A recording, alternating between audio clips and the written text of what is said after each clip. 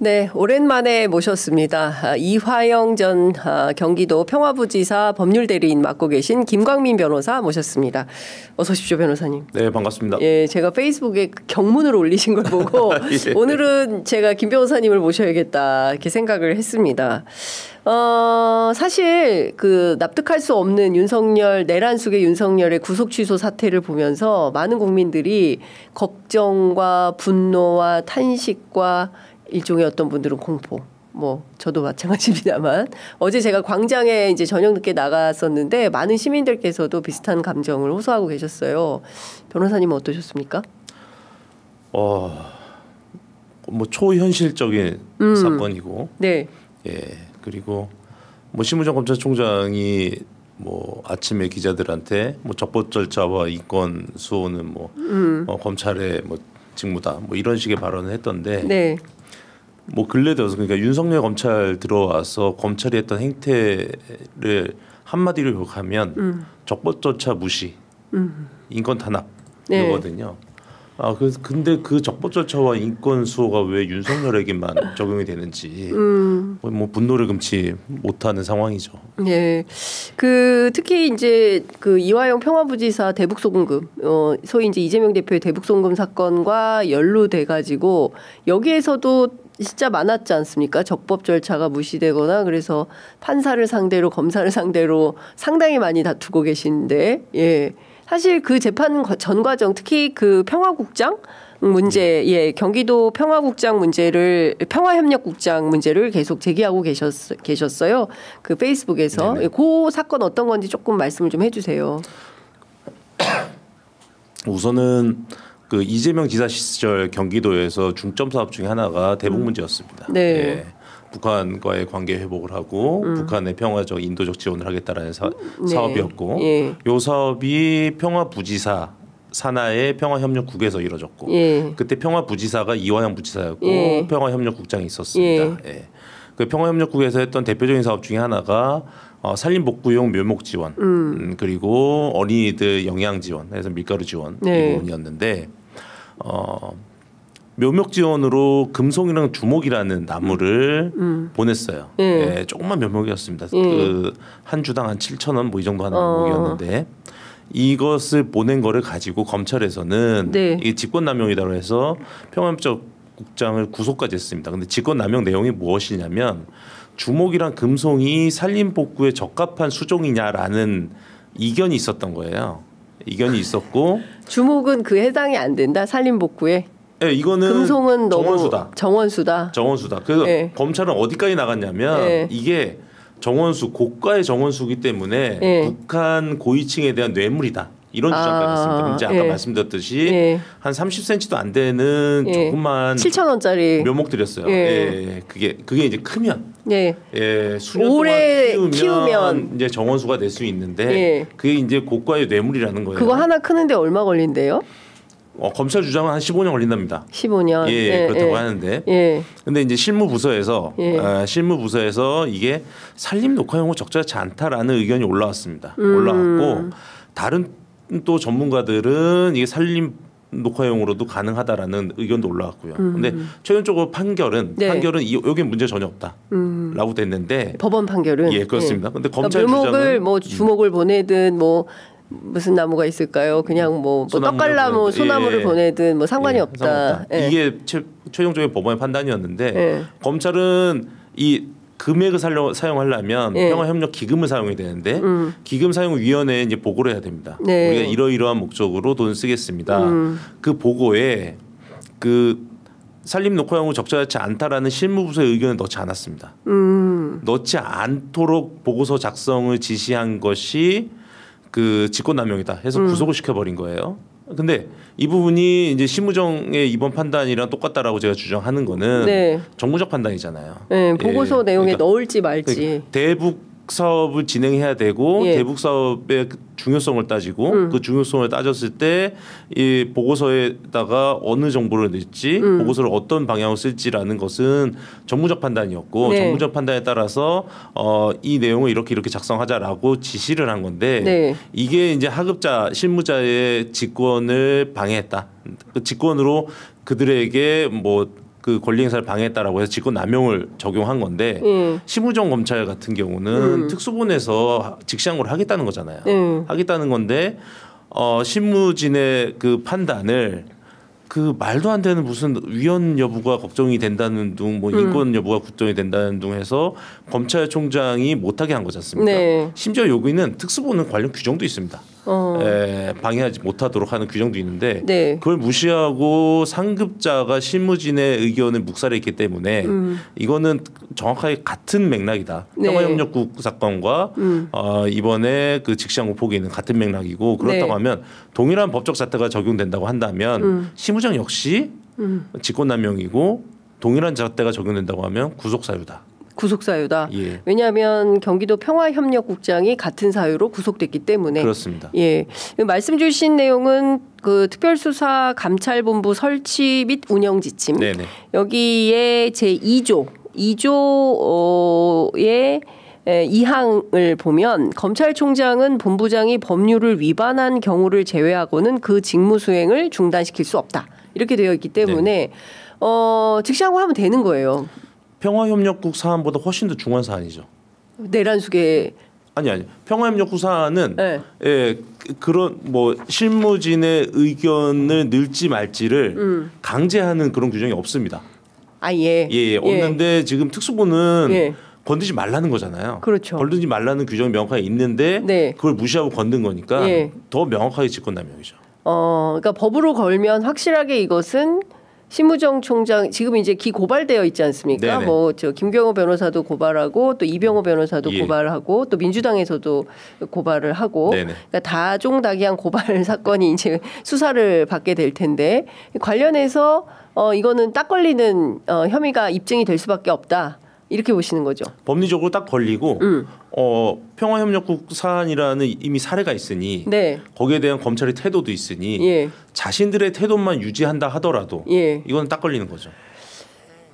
근데 사실 우리가 보면 과거에 노회찬 대표께서 대한민국의 법은 만 명한테만 평등하다고 실제로 그 현장을 우리가 목도하고 있는 거 아니겠습니까? 네. 김건희 사건에서도 명품백 사건에서도 오히려 검찰이 수사검사들이 휴대폰을 맡기고 들어가서 조사를 받은 건지 한 건지 알 수 없는 상황이 됐고 이번에도 구속 취소 같은 거는 법원 검찰 신묘에서 거의 없는 일이라면서요. 본 적이 없습니다. 본 적이 없는 정도가 아니라 구속집행정지 저 변호사로 활동하면서 뭐 제가 무능할 수도 있겠지만 상상해 본 적도 없습니다. 근데 이게 그리고 실제로 많은 법조계 인사들이 구속 취소 그냥 하는 거야. 이거 받아들일 일도 없어. 법원에서 이거 말도 안 돼. 그리고 설령 그런다 하더라도 검찰이 즉시항고 한다. 이게 이제 로직이었어요. 그래서 보통은 보석을 청구하죠. 보석을. 구속 취소는 상상도 못하고 보석을 청구하죠. 근데 실제로 오늘 뭐 현직 검사도 그 얘기를 했던데 보석 청구를 놔두고 왜 구속 취소를 선택했을까? 이거에 대해서는 어떤 의심을 하고 계세요? 우선은 대개는 보석을 청구하는데 왜 윤석열은 구속 취소의 길을 선택했을까? 뭐 두 가지가 있을 텐데요. 하나는 보석 같은 경우는 제한이 있습니다. 보석 사유가 붙고 보석 사유가 붙고 보석이 취소될 우려도 있고 어떤 일정 부분의 제한이 있고 구속 취소 같은 경우는 그냥 추석되면 그냥 구속이 끝나버리는 겁니다. 끝나버리는 건데 근데 대부분 이제 구속 취소는 상상조차 안 하는 이유는 구속 취소를 했을 때는 즉시항고라는 제도가 있고 즉시항고라는 제도는 그 집행 정지 효과가 있습니다. 그러니까 법원에서 야 취소했어 너 나가라고 해도 즉시항고를 하면 법원의 그 명령이 정지되는 효과가 있어요. 그러니까 그 초반에 이제 그 구속 취소되고 즉시항고 얘기 나올 때 언론에 많이 나왔던 얘기가 최소한 7일간의 즉시항고 기간이 있다. 그러니까 최소한 즉시항고가 기각된다 하더라도 7일간은 더 구속돼 있다라고 했잖아요. 근데 이제 신무정 검찰총장이 바로 그거를 즉시항고를 즉시 포기해 버린 거지 않습니까? 그러니까 변호인이나 피고인 입장에서는 구속 취소는 즉시항고 문제가 있기 때문에 그 즉시항고는 집행 정지효가 있기 때문에 상당히 부담되는 제도죠. 그러면 보석을 청구하지 않고 즉시 항고가 가능한 구속 취소를 청구한 거는 네. 심우정 검찰총장이 즉시 항고를 즉시 포기할 것이라는 것을 예상하지 않았나 싶어요. 네. 근데 지금 어쨌든 이게 뭐 양부남 의원도 그렇고 여러 가지 많은 분들께서 의심하고 있는 것은 이거 처음부터 뭔가 좀 생각을 하고 움직인 거 아니냐. 예, 그러지 않고 이런 판이 가능할까? 이제 주기현 판사 같은 경우 아까도 저희가 뭐 방송 중에 말씀을 좀 드렸지만 본인이 실제로 법원 해설서에 일로 계산하지 날로 계산하지 시간으로 계산하지 않는다라고 써놨다는 거잖아요. 이제 그럼에도 불구하고 이런 결정을 내린 데 대해서 뭔가 많은 의심이 생기는 구석이 있다. 그 변호사님들 사이에서는 어떤 얘기들이 돕니까? 이번 구속 취소 사태와 관련해서 뭐 연수원 기수들도 있고 뭐 그럴 거 아닙니까? 우선은 저는 사실은 이런 얘기 좀 드리고 싶은데 저희가 뭐 박근혜, 이명박, 네. 이번에 뭐 윤석열 연속으로 뭐 다 구속되는 이런 대통령을 겪으면서 이게 뭔가 이게 어떠한 빌런이 주인공이 되는 시리즈물이라는 이런 환상을 가졌던 게 아닌가 싶어요. 무슨 말씀을 드리고 싶으냐면 네. 여기서 중요한 거는 그 주인공 빌런이 아닌 거예요. 예. 그러니까 특히나 윤석열 문제 같은 경우는 윤석열이라는 캐릭터가 워낙 강력하다 보니까 네. 모든 문제가 윤석열 중심으로 이루어지고 돌아갔다라고 착각을 할 수가 있는데 예. 저는 사실 이 이면에는 검찰뿐만 아니라 검찰, 사법부, 언론 그리고 최근 들어서는 뭐 경찰이나 군까지 그러니까 대한민국의 모든 권력 집단이 일체 단결하지 않고서는 이런 일이 발생할 수 없다라는 생각이 드는 겁니다. 그러니까 윤석열이라는 인물은 그냥 전면에 나선 대표적인 빌런의 캐릭터일 뿐인 거고 그 이면에는 모든 권력 집단의 일치 단결이 있는데 네. 예, 그거를 좀 망각을 하고 윤석열이 너무 강력해서 윤석열이 너무 악인이기 때문에 이런 일이 발생했다라고 착각들을 하고 있지 않았을까라는 생각이 드는데 네. 일례로 하나 말씀을 드리면 이화영 재판에서 저희가 이제 그 당시 이제 부장판사였던 신진우 부장판사에 대한 네. 기피 신청을 했죠. 맞아요. 기피 신청을 했고 기피 신청 기간 중에 인사이동 기간이 다가왔어요. 예. 그래서 신진우 판사는 인사이동 대상이었고 그렇기 때문에 변호인들은 너무 안일하게 생각했죠. 어차피 기피 신청이 안 되더라도 신진우 부장이 인사이동 대상이기 때문에 재판부는 교체가 되겠지라고 생각했는데 교체가 안 됐습니다. 맞아요. 예, 아주 이례적으로 안 됐고 그때 뭐 법조계에서 돌았던 이야기는 신진우 부장이 수원 법원장을 찾아가서 내가 이 사건만은 마무리하겠다라고 사정을 했다라는 소문이 돌았었는데 그거를 믿었던 게 정말 나이브했던 게 그다음에 어떤 일이 발생을 했냐면 이재명 대표의 그 대북송금 2 제3자 뇌물 사건 그리고 이화영 부지사의 추가 기소 사건 이 두 사건이 전부 다 신진우 부장한테 배정이 됐습니다. 그렇다면 이거를 지금 와서 복기를 해보면 이건 단지 신진우라는 개인의 일탈행위가 아니다. 예. 최소한 아무리 좁게 잡아도 수원지법 차원의 어떠한 계획이 있지 않고서는 신진우가 연임이 되고 관련된 모든 사건 이재명, 이화영에 관련된 모든 사건이 그 사건에 대해서 중형을 내렸던 신진우에게 재배당이 되는 이러한 상황은 아무리 좁게 잡아도 수원지법 차원에서의 어떠한 계획이 있지 않고는 불가능하다. 좀 더 넓게 잡으면 대법까지도 관련되지 않았을까라는 생각이 드는 거예요. 그러니까 그거는 이제 변호사님의 의심. 왜냐하면 요새 하도 소송이 많아가지고 어쨌든 이게 특별하게 우리가 이제 그렇다라고 봄직한 어떤 확실한 증거가 있는 것은 아니기 때문에 이런 의심을 한다. 그래서 제가 말씀드리는 이유는 지금 사안도 이거를 신무정 개인의 어떤 일탈행위 혹은 그 검찰의 수뇌부의 일탈행위 또는 지기현 판사라는 개인의 일탈행위로 봤을 경우에는 대응할 수가 없다. 예, 이런 생각을 좀 말씀드리고 싶은 거예요. 네. 예. 아까 이제 양분남 의원님도 같은 맥락으로 말씀을 좀 주시긴 했는데 어쨌든 관련해서 신진우 부장 판사께도 저희가 반론권을 드릴 터이니 관련해서 반론하시고 싶으실 때 언제든지 반론하시라 예 말씀 좀 드리겠습니다. 그리고 수원지방법원도 저희가 반론권 드리겠으니 언제든지 의견 개진하시면 저희가 다 받아서 보도하겠다라는 말씀 좀 드리겠습니다.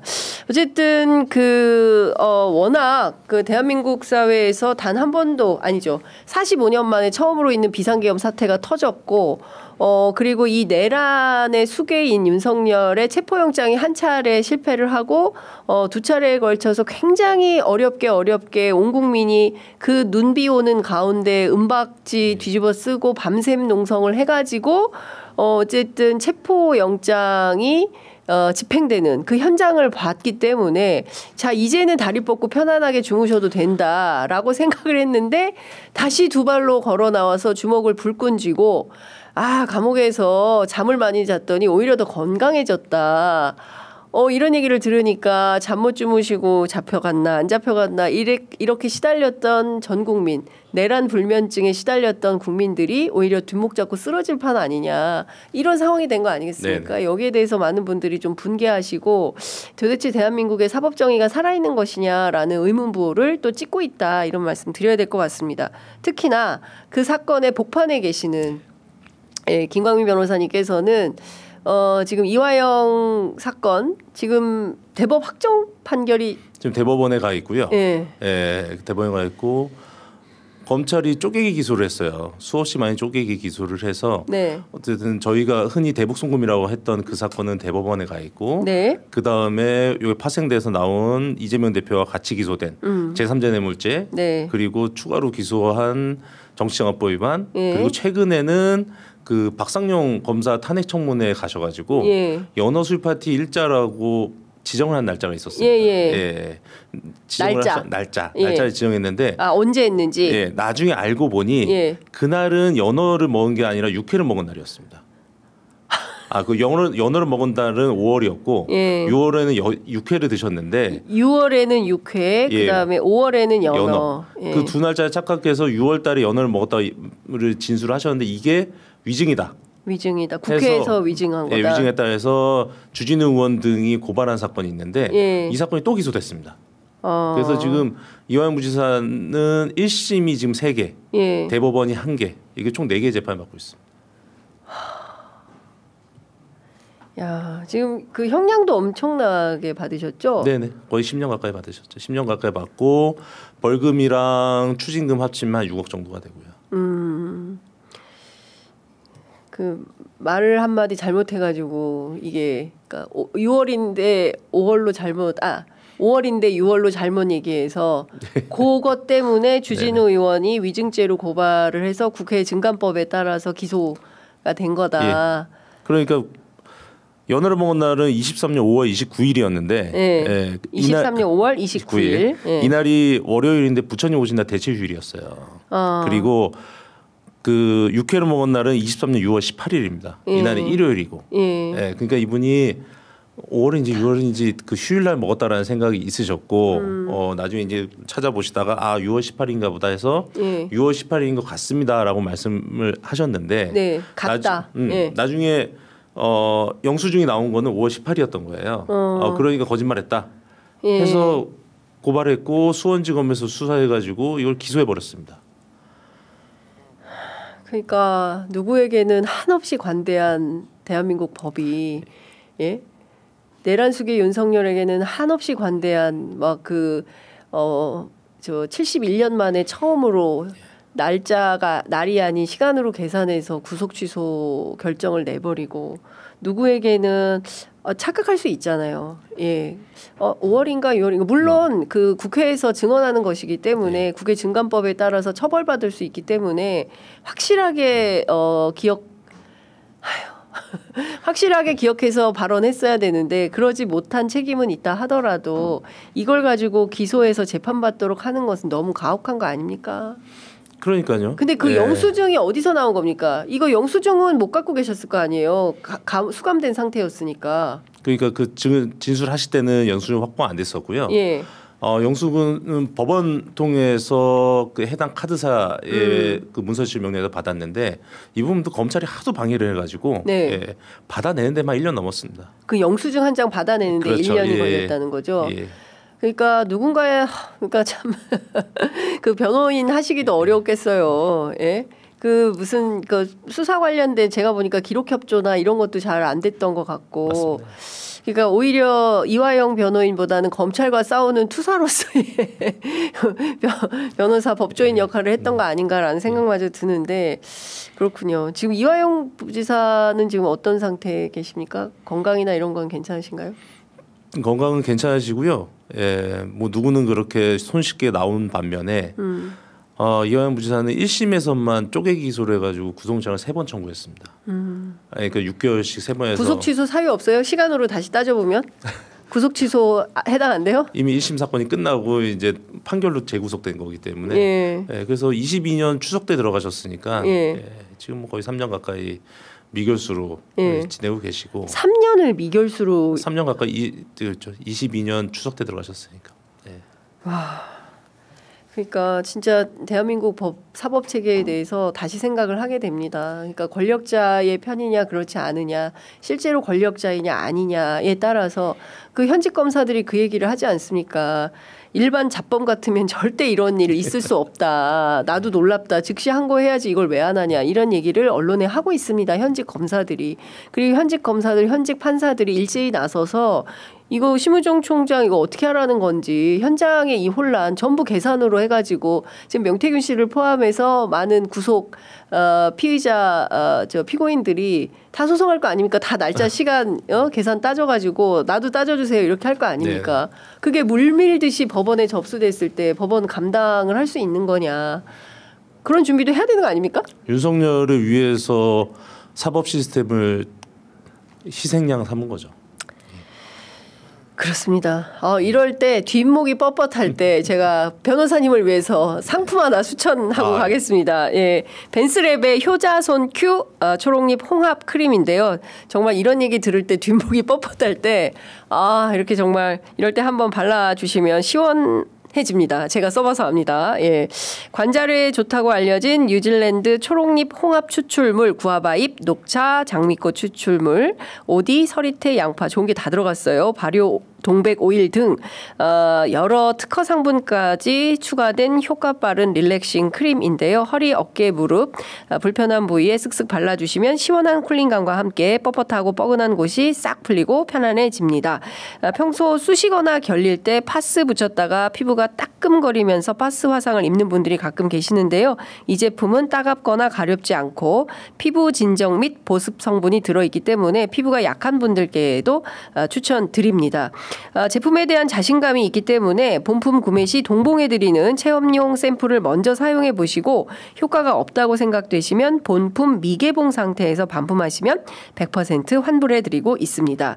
아울러 배송 메시지에 취재 편의점 이렇게 남겨주시면 체험용 샘플을 2배로 챙겨서 보내드린다고 하니까 메시지에 반드시 취재 편의점 이렇게 남겨주시면 좋을 것 같고요. 구매해서 부담 없이 사용을 일단 해보시면 좋을 것 같습니다. 어디서 사느냐? 구매 방법은 지금 취재 편의점 유튜브 더보기창 고정 댓글 링크를 클릭하시거나 네이버에서 베니아몰을 검색해 주시면 됩니다. 변호사님 하나 드려야겠다. 너무 힘들어하시나. 진짜 그동안 이거 소송하시느라 애 많이 쓰셨는데 성과 그리 좋지 않아서 하여간 걱정입니다. 여하튼 재판도 그리고 윤석열 내란 수계도 어쨌든 이 사건 잘 마무리될 때까지 저희 취재 편의점도 적극적으로 열심히 잘 보도하겠습니다. 네. 끝으로 한 말씀 듣고 마무리하겠습니다. 제가 초창기 사건 초기 때 여기 나와서 취재 편의점 취재편에 나와서 S모 변호사 얘기했다가 고발당한 사건인데요. 최근에 불송치 처분됐습니다. 오, 축하드립니다. 감사합니다. 저희 때문에 또 이게 그러니까 저희가 소송 이거 검찰과 저도 검사하고 문제 제기해가지고 제가 싸우는 지금 소송 중인 사건이 하나 있거든요. 그래서 대체로 법조인들이 그래요. 검사들은 건드리지 말아라. 끝까지 가기 때문에 조심해야 된다. 이런 말씀들을 하십니다. 악랄하게 할 때가 따로 있죠. 예, 평범한 시민들을 상대로 언론인들을 상대로 고소 고발 남발하는 거 저는 정말 나쁘다고 생각합니다. 표현의 자유, 언론의 자유 보장받아야 된다고 생각합니다. 변호사님 오늘 말씀은 여기까지 듣겠습니다. 고맙습니다. 네, 감사합니다.